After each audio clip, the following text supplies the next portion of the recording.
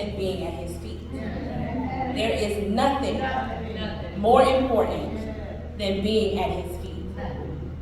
But you still might be wondering, all right, my good sis, what does this have to do with overcoming? And here's the thing. All year, like our sisters have said, we have been committed to doing the work in pursuit of holistic healing and wholeness. We've been overcoming anger, overcoming strongholds, distrust, shame, trauma, grief, and more. And I don't know if you noticed this, Sister Fuller said it, but none of these things that we've been working on overcoming are necessarily sin in and of themselves.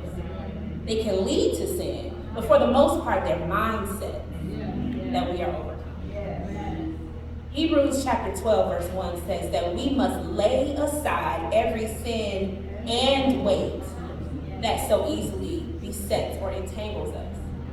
But what are some of the weights that we need to lay aside in order to overcome? For Mary, there was some weight that she had to set aside. The weight of cultural norms, the weight of people's expectations, the weight of busyness, the weight of respectability. She laid them all aside and chose the better part. For us today, we have some weights of our own. Right? The historical weight of being chattel property in this land.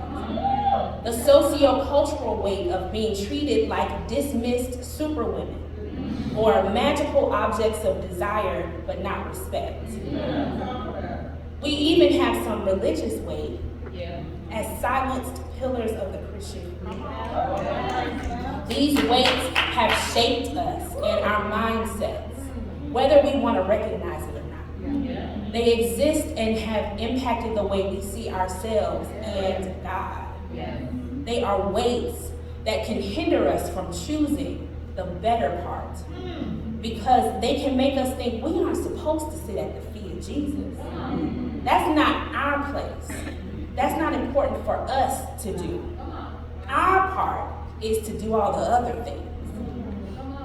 But what Jesus teaches us through this time he spent with Martha and Mary is so powerful because he knew that he didn't have much time left with his friends. He knew that at some point soon he was going to have to leave them. And in this brief moment amongst friends, Jesus made an impression that would resonate long after he was gone.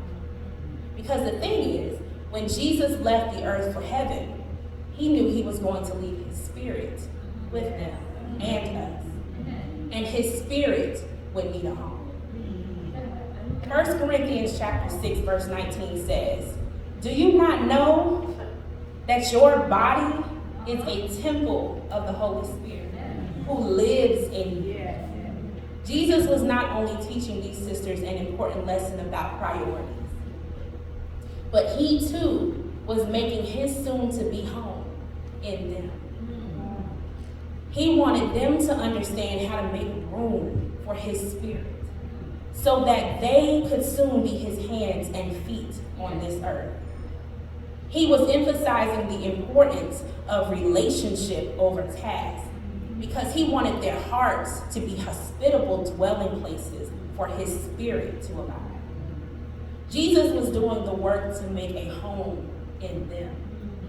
And that's exactly what he wanted. No matter how this world and its productivity culture tries to tell you that you are only good for what you can do, my sisters, you must lay aside the weight and the mindset of those lies and make yourself a home for him. God wrapped himself in flesh, lived among us, died a criminal's death, and got out of the grave so he could have a relationship with you, now and in eternity.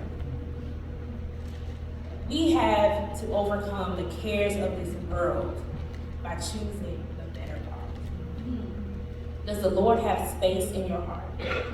Or are you just going through the motions? Just doing the thing? Are you making your house a home? If not, what is going to anchor you when the winds of life blow you? How will you overcome? Nothing, again, nothing is more important than your worship. There will be